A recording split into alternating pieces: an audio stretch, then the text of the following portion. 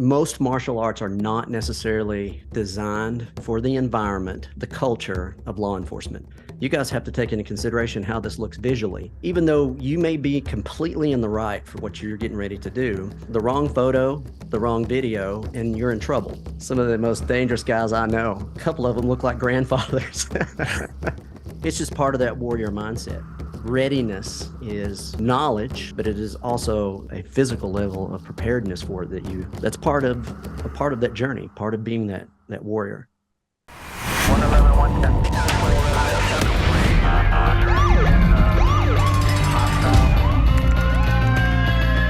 You training to be a street cop? Hey guys, welcome to this episode of the Street Cop Training Podcast. I'm your host, founder and CEO of Street Cop Training. My name is Dennis Benigno, and I have with us today a friend of mine who I befriended about a month ago. We befriended in the airport, essentially, and took a ride over to a group meeting we had with another company with Jay Redmond and his wife, Erica. And I got to know Alan over the next couple of days, and I said, probably a good idea if you come on the podcast. And I just realized now, and I don't think I appreciated this before, but you have a very, very contagious smile. I mean, really just dapper. That is. I appreciate that. Alan is a real life killer, but maybe it's just better for him to explain who he is and what he does. And I appreciate you coming out to do this podcast with us, brother. Yeah, man. Thanks for having me. I appreciate it. Who is Alan Baker? Tell the Street Cop community. Mostly known for about 44 years in the martial arts. Became a full-time professional martial artist around 1990, and I've been doing it ever since. Got to the point where financially able to travel and train with instructors of my choice, and it led to this moment. I got to train with some of the best people in the world, which had a huge influence on me. And off of that, I started another business, Baker Defensive Tactics, and I started working with the tactical industry, the security industry, which led to designing programs for different groups and different people. And that's how I met Jay Redmond. Got introduced to him to build a program, and that brought me down to South Florida with you. I know that you've practiced a lot of different areas of martial arts, but maybe you can give a little more context of what your specialties are, what belts you hold. I mean, pretty significant stuff. I'm mostly known for in the grappling industry because we teach a lot of that at the academy in Woodstock, Georgia. Been doing Brazilian Jiu-Jitsu probably for 30 years, combat submission wrestling, same amount of time, Shudo, catch, all of which are grappling related systems. I've also done a lot of time Jeet Kune Do, Wing Chun, different systems of Filipino Kali, Kizi fighting method, Burmese Bondo, Thai boxing. I was eat up by it. It sounds almost impossible, but you have to take into consideration the lifestyle I led. I did not do anything else. I lived at the academy and just traveled and trained, blew all my money chasing that. So And you've got to be completely obsessed with martial arts. I love it. I mean, and I was from a very early age. I knew that's what I wanted to do. Pretty much as far back as I can remember. I remember my 11th birthday, getting introduced to Brent Helms and Isshinryu Karate in a small town, and I instantly knew that's what I'm going to do the rest of my life. That's amazing, dude. And so what degree belt do you hold in Brazilian Jiu-Jitsu? 4th degree. Yeah, it's pretty amazing. How many people in this country hold 4th and 5th degree and coral belts in the BJJ community? There's not many of them. I don't know the exact number, but it takes a lot of time, not to mention blood, sweat, and tears to get to that point. So it's a limited crowd. Guesstimate 50, 100 guys and girls? If I had to guess, probably around that. 50 to 100. Okay. Man, I know a couple of them myself personally. It's just fantastic. I feel like a cool ass dude. I know, Phil McLaurice? Yeah. Yeah. So Phil's been on the podcast. Phil's a good friend of mine. Phil's a great guy. And then obviously I see Dante 3 times a week, Rivera. And so I think he's a fifth degree. He's a fifth degree black belt in jiu-jitsu. And we have a good relationship with Tom DeBlas. So Tom and Dante got promoted together, I believe. How does that work? Who decides that you're going to be a fifth degree or fourth degree black belt? Who's the guy that comes in and blesses these folks? Well, for me, it was Master Pedro Sauer. He is one of Hickson Gracie's top guys here in the United States. And, it's he keeps an eye on you, where you're at, your growth, how much time you put in. And, at the upper levels too, he takes a look at the guys you're producing, because by that time you're turning out black belts. And so they'll start to, around third degree, they'll start taking a look at what type of guys you're turning out, skill wise, attitude wise, loyalty, just what type of person they are. The way they look at it is you should have a positive influence on those guys in all those areas. Now, have you ever had to, I think everybody probably asked you this, I was thinking about this today, and I hate to be the guy who's asked the cops, like, do you ever shoot somebody? Right? We get that all the time. Like, you meet people out and they find out you were a cop or you are a cop, and you just get the what's your craziest story? Right? So the question I have for you is, have you ever had to employ your training in a non-professional setting? I like the way you put that, in a non-professional setting. That's good. Yeah, it's been a while. One of the reasons I originally got introduced to martial arts was because I was a rowdy kid. I like to fight. So fortunately, it calmed me down. It introduced me to the right mentors and people that could have a positive influence. But yes, there have been times where you are forced into this situation. You don't have a choice, and you have to do what you got to do. And I think the last time that has happened to me, it's been a while, around 1997. And how did that end up for the other guy? I'll premise this by going, I do not feel good about this, but it didn't end too well. And so do people are they completely unassuming of people's skill levels? And I got to tell you, I'm at these, I don't train, I'm on the injured list, but when I'm there, I'm very much into it. I'm very much appreciative of the training my kids are getting. And I don't know if you saw my stories last weekend about Saturday morning on my Instagram. If not, I'll DM them to you. And it's a real pleasure for me to watch my children be so confident at this point. That's awesome. Engage in it. Yeah, dude, it's good. Like they're the older one who's involved. He's obviously 2 years. He's almost 2 years older than the other one, so he'll be 8 in February. And I'm like, yo, how do you like it? He's like, 11 out of 10, bro. I'm like, yeah. I'm like, what do you like about it? He's like, I like fighting people. He's like, he tells me in the car, I fucking love fighting people, Dad. He's 7 and he's almost 8. It's awesome. Like, yeah. And so you could tell his intensity when it starts. He is all business. I mean, when he gets there, dude, now it's not a problem. They want to go. And when he gets there, he is 100% checked in. Like, he's checked in. He's just there giving it 100%. You can tell he takes it dead ass serious. And I think he loves the feeling of winning. That is so awesome, especially at that age. And, in today's society, to have an outlet for that. And, it is a positive thing. Guys need to have an outlet for that. They need to exercise it and experience, getting physically active and involved. So not to mention all the other outstanding things that are going to come out of it if he sticks with it. It'll change your life.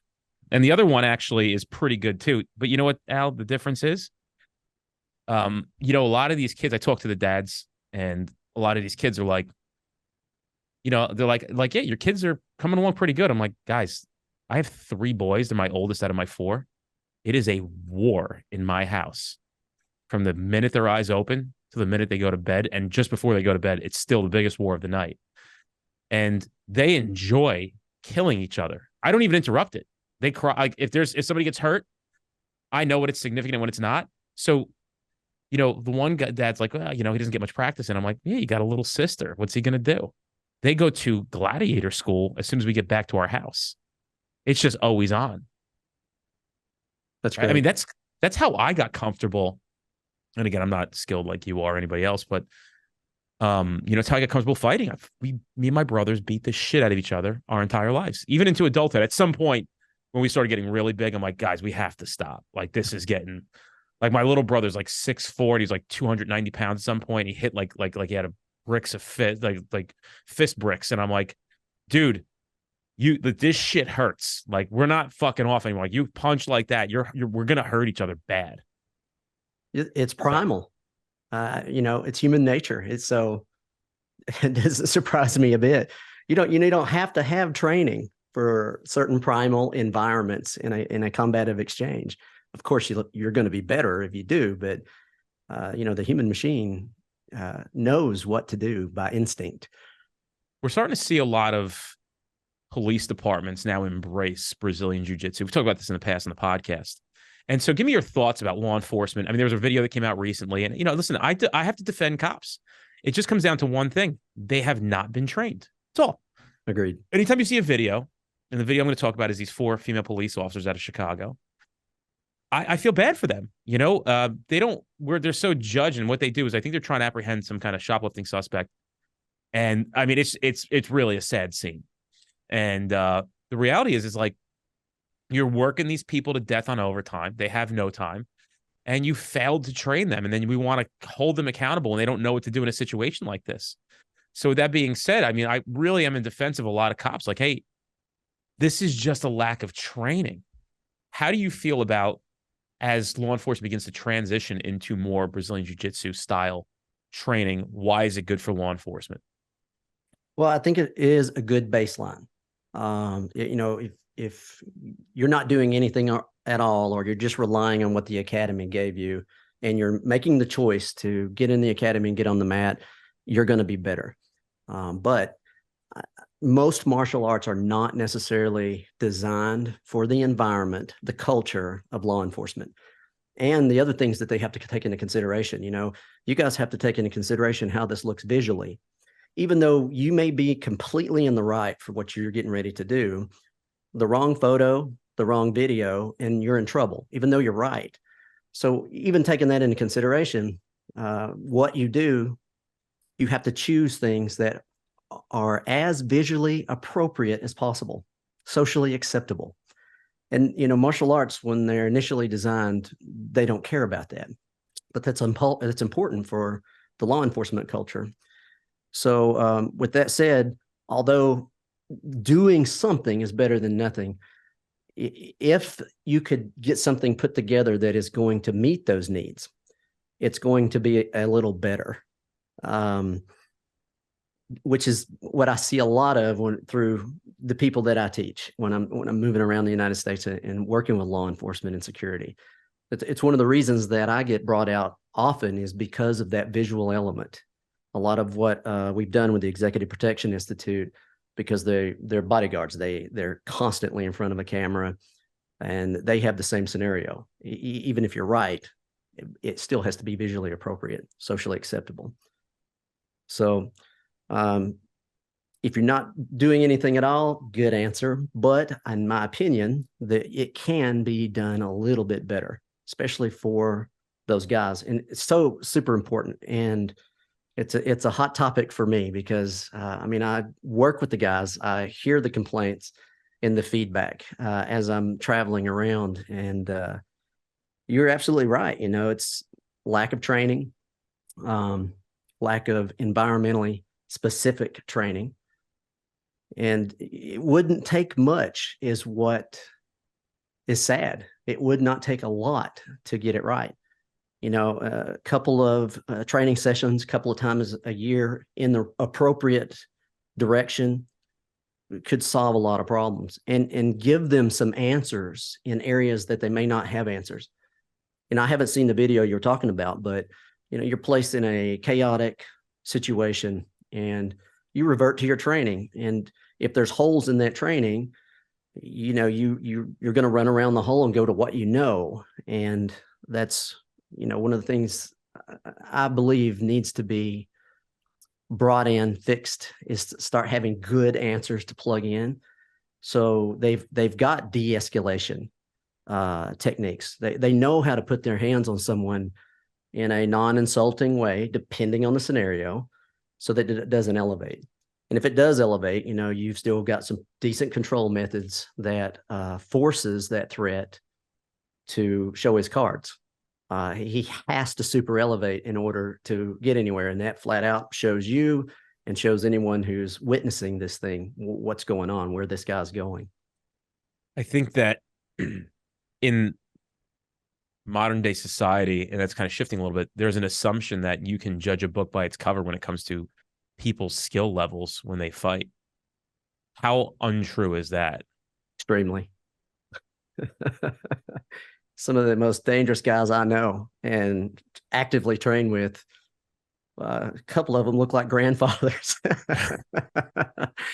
And they'll put their hands on you and you just, even though I know them, I've trained with them for years, I'll go visit and train, and I'm still like going, man, I'm surprised. Yeah. Well, when am I going to be able to catch up a little bit? But yeah, you can't judge by how things appear, which is, in my opinion, a good thing, because if you train, like if you hang out with those guys and you see what someone who looks normal can do, then you kind of go around with the attitude of everybody. What do they know? I don't know what that guy does. What does he train? And, it kind of keeps you in check a little more, which is a good thing. Well, I got to tell you, I literally watch as the adult classes move in after we leave.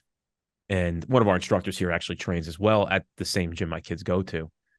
And he's like, yeah, you look at that guy. He's like, I'm telling you, he's like, would you ever think that dude's dangerous? Like, I've sparred with him, dude. He's like, he's so fucking strong. He's like, you would never know. He's like, you and I 25 years ago, we would have fought that guy in a bar. No problem. We would have he's like, it's just not the way it is anymore. No. Not with the popularity of jiu-jitsu as at the level it's at now. And I think it's the thing that is going to be the most popular and continue to rise and be the most popular art form in this country by far. I don't think it's even going to be a question of where everybody's going with things. We had one of some kids from our town will go to the place we go to, and then they'll be gone. And then I'll see the parents at like some family day in our town or somebody's birthday party. I'm like, where's this guy been? Yeah, he wants to do karate instead. And I'm like, for what, dude? like for what? Like, what, to give him something to do? You know what I mean? Like, my son said to me one time when he first started, he goes, I want to do karate instead of jiu-jitsu. I go, for what? His friends were breaking boards. That's what his friends were telling him, because he wanted to break boards. I go, listen, dude, I'll buy you 10 boards on Amazon. We'll sit in the backyard for 5 minutes. You can kick them and feel good about it. But you're not going to karate. It's not something that's going to be practical for what we want to do with your life. And,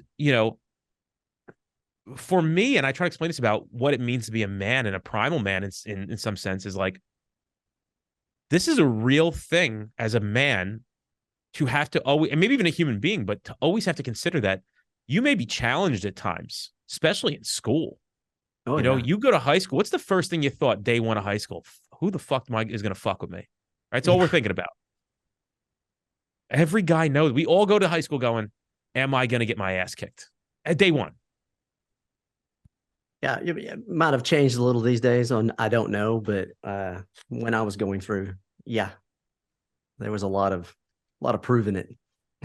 So, in my theory is like, if I can remove that anxiety from my children and have them this confidence of like, or like, you're at a party and some shit pops off, like, we got this, like, it'll be all right. You know what I mean? Like, we're going to be all right. We're going to do some work here. Not that I'm encouraging that, but just to have that as a skill set. So I guess on to the next thing is, I'm such a big proponent of this because what I can tell as far as skilled fighters go, to me, it seems to be like, we know that we can't keep people in gyms forever. Most people don't work out. They just don't. If they did, Planet Fitness would have to open up 14,000 more locations, because that whole business dynamic is sold to people they know are not going to work out. That's really Planet Fitness's whole, that's their business model. Did you ever hear about that, Alan? Oh, yeah. I'm familiar with it. They sell you a $10 a month plan to 10,000 people, knowing that 300 of them are going to show up. Yeah. The rest of them will just forget about it and let the payment That's it. slide. That's exactly right. Yep. And that's why it's such a low payment. That's how they stay in business. That's why the product is so good. So with that being said, I often tell people like, man, I went to 3 police academies. You might have guys who get motivated or are pushed or are forced to work out while they're in the academy, but these guys never worked out before. They're never going to work out again. They're going to get fat again.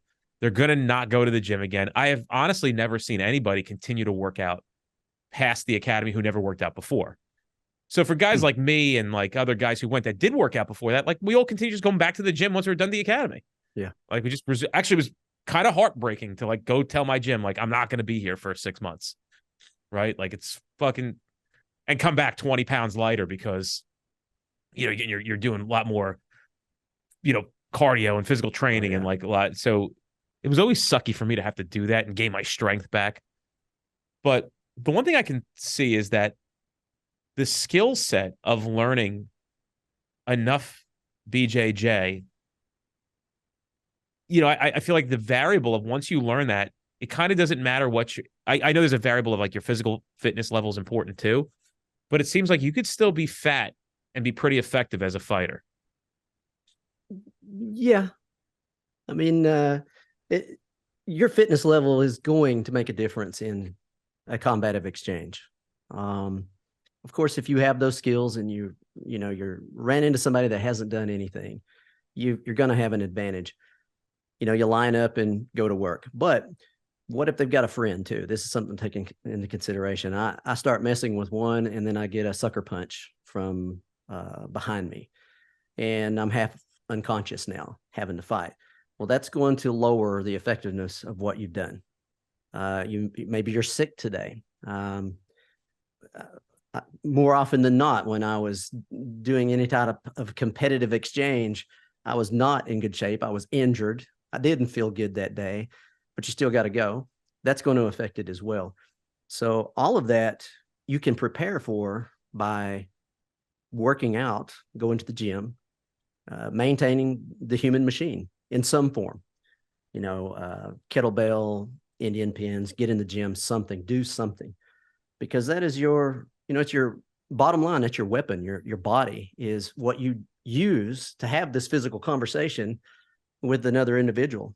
It's what you use to interact in life. You're going to do anything. So it's super important. At least that's what I preach inside the academy. You know, guys that'll come in and if they're not training, I'm always suggesting, hey, go do some additional stuff. You know, let's step it up to the next level. It's just part of that warrior mindset, which I'm a huge proponent of. You know, I mean, one of my goals is to produce more of that in the world.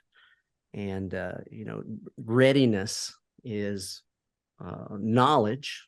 You learn jiu-jitsu, you go and you learn that martial art, but it is also, there's also a physical level of preparedness for it that's part of that journey, part of being that warrior.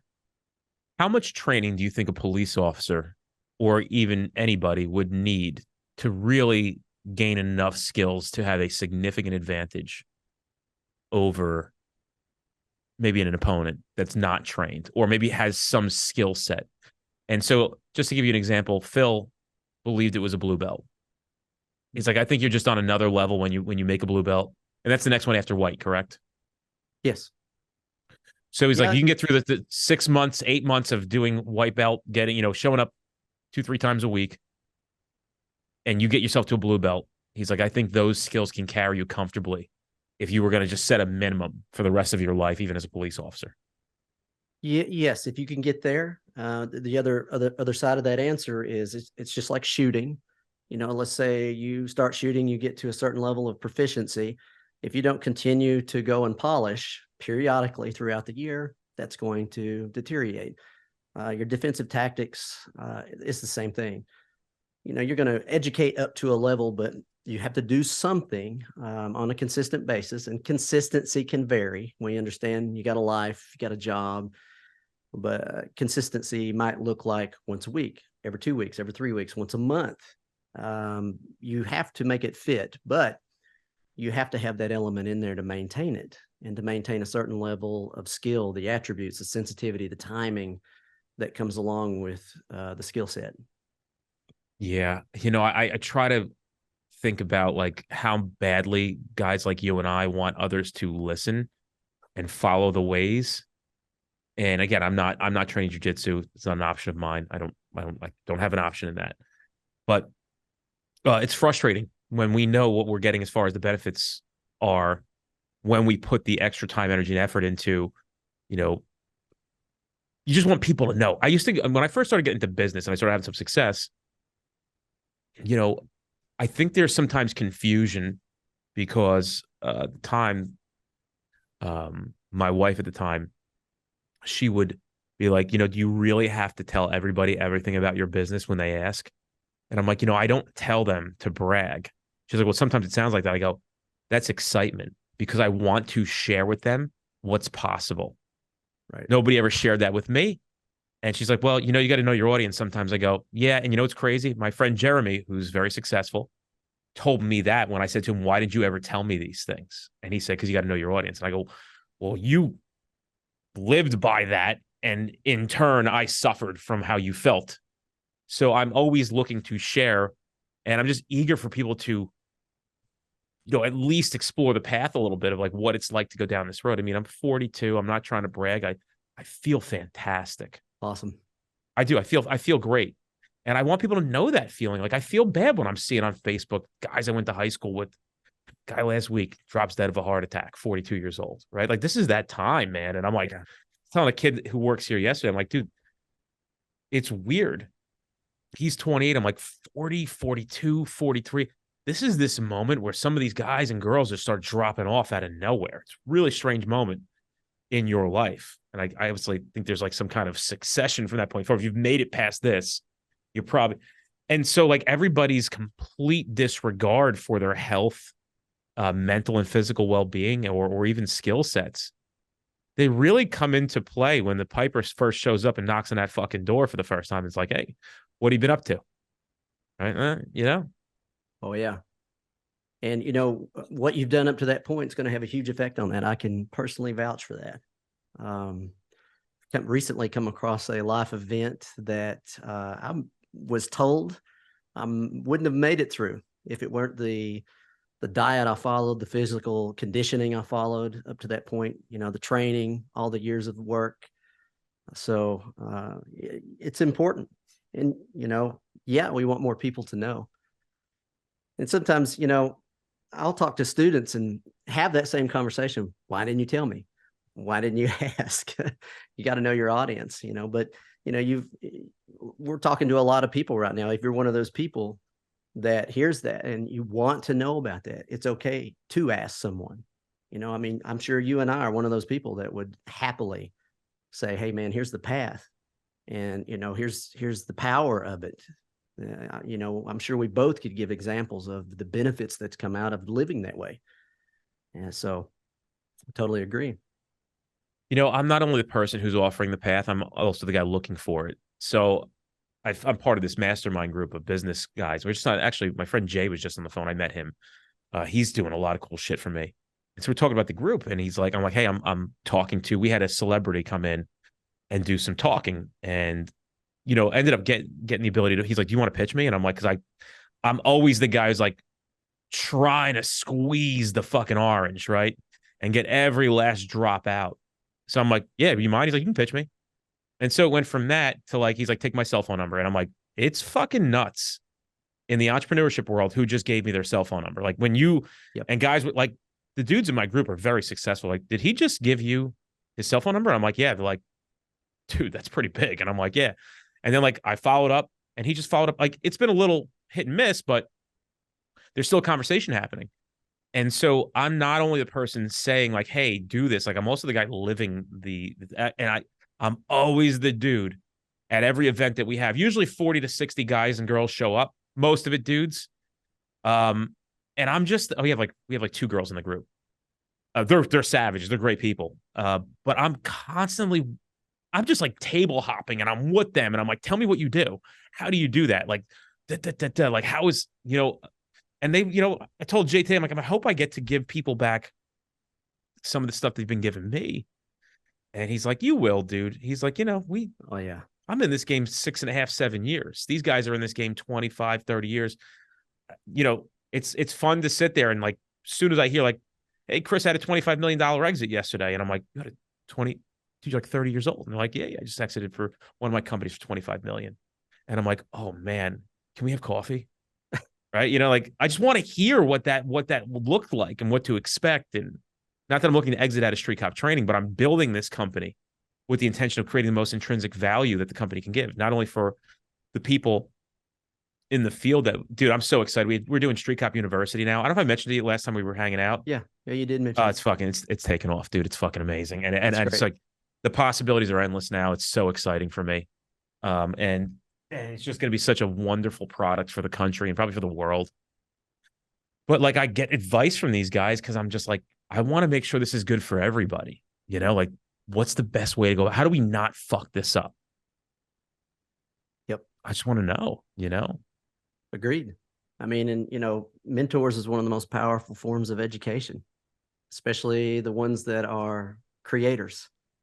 They're out there doing things that maybe are not being done yet. That's the ones that I want to pick their brain. I want to be in the room with them because they're making the changes that in the future are going to be the norm. Think about that with this organization quite a bit. We do get pushback because we are implementing new change, new resolutions. Some people are very embracing with it, and some people are like, fuck those guys. But the reality is, it's like not about us, our ego versus your ego. It's about there's a major failure, and we're just trying to correct it. And if you give us an opportunity to, and I'm getting better at finessing that into the sense of like, we've dialed back how extreme in some sense we get with our positions. We're trying to get everybody, like, I don't want to miss an opportunity because we offended somebody when I could have got it done without that offending that thing. Right. Like, but we also don't want to disconnect from the things that we believe in firmly. So there's that fine line you got to walk when you're trying to get something accomplished. And sometimes you see these guys in organizations in-house, right? The guy can bridge the gap between the top level and the bottom level. He's the guy who goes in and finesses everybody, and everybody just likes him. Even the people that nobody likes, they like him or her, whoever it may be. Yep. What are you guys doing with your company and in the law enforcement space? Well, we have basically two products we delivered. We have like pre-designed programs that we can come in and teach depending on what they want to do and what agencies they're working with, but what we're mainly known for is program design specifically for a client.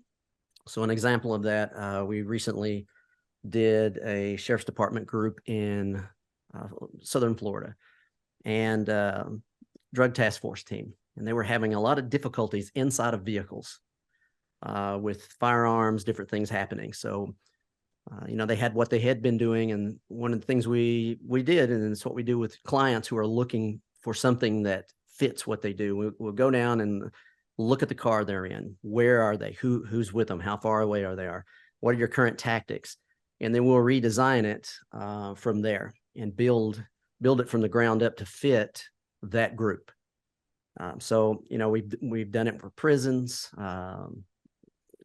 different rooms, processing rooms that they're having troubles in. We'll go and we'll build a DT program specifically for that area because that's where they had the most trouble. That's cool. So that's the two things that we do.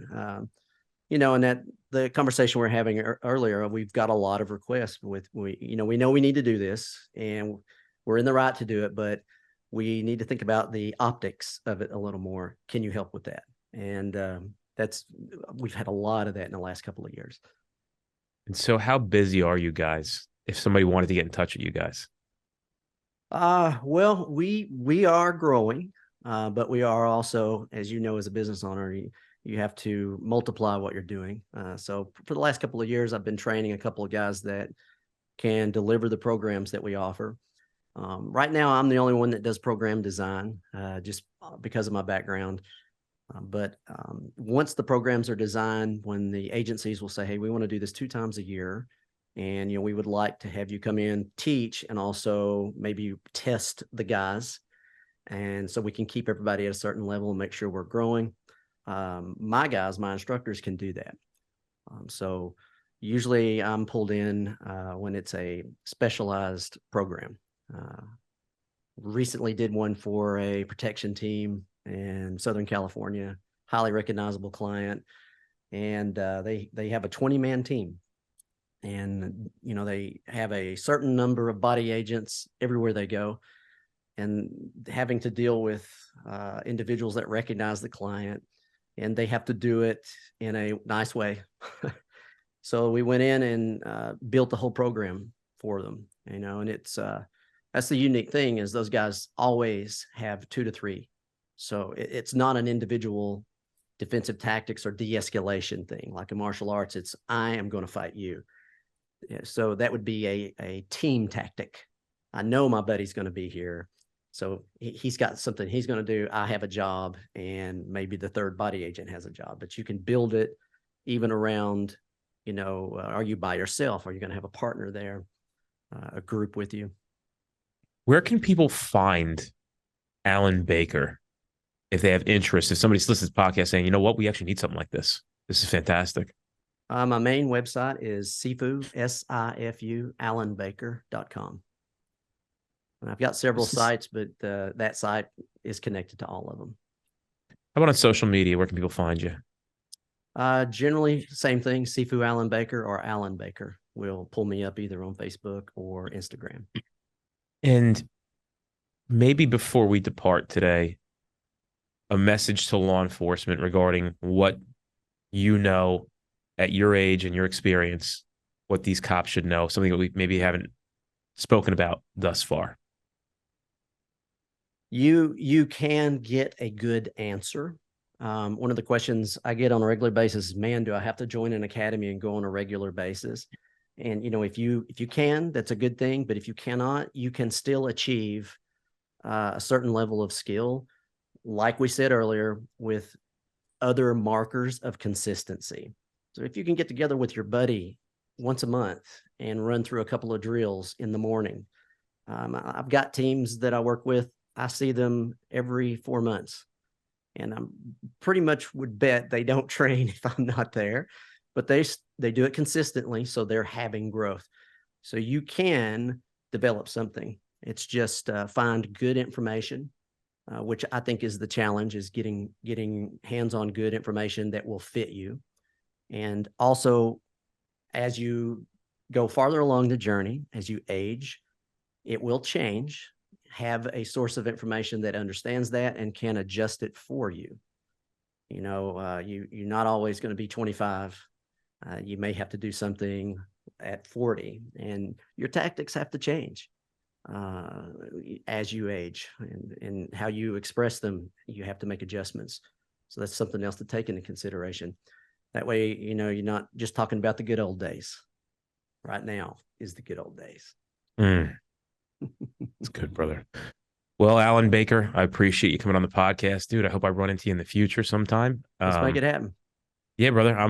We'll cross paths, I'm sure, at some point. And I appreciate the weekly texts of Happy Friday. Man. You're the best, dude. I'll see you, brother. Thank you so much.